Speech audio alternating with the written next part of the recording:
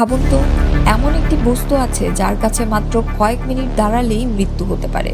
শুনতে অবিশ্বাস্য লাগলেও এমন একটি বস্তু সত্যিই রয়েছে। এর নাম এলিফ্যান্টস ফুট।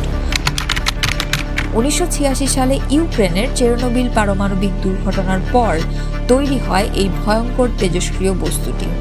রিঅ্যাক্টর বিস্ফোরণের পর গলিত ইউরেনিয়াম, কংক্রিট, ধাতু ও অন্যান্য উপাদান একসঙ্গে মিশে জমাট বেঁধে তৈরি হয় প্রায় 2 টন ওজনের এই লাভার মতো কাঠামো।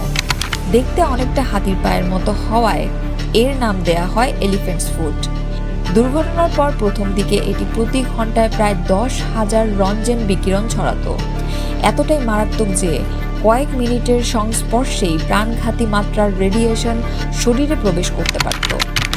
বিজ্ঞানীদের তথ্য অনুযায়ী এর কাছে প্রায় 30 সেকেন্ড থাকলেও কয়েক দিনের মধ্যে অসুস্থতা শুরু হতে পারে। 2 মিনিট থাকলে শরীরের কোষ মারাত্মকভাবে ক্ষতিগ্রস্ত হতে পারে। 4 মিনিট থাকলে বমি ও জ্বরের মতো তীব্র রেডিয়েশন জনিত লক্ষণ দেখা দিতে পারে। আর 5 মিনিট বা তার বেশি সময় অবস্থান করলে মৃত্যু ঝুঁকি অত্যন্ত বেড়ে যায়। আজও এই বস্তুটি বিপজ্জনকভাবে তেজস্ক্রিয়। যদিও সময়ের সঙ্গে বিকিরণের মাত্রা কমেছে, তবুও বিজ্ঞানীদের ধারণা এটি হাজার হাজার বছর পর্যন্ত ঝুঁকিপূর্ণ অবস্থায় থাকবে।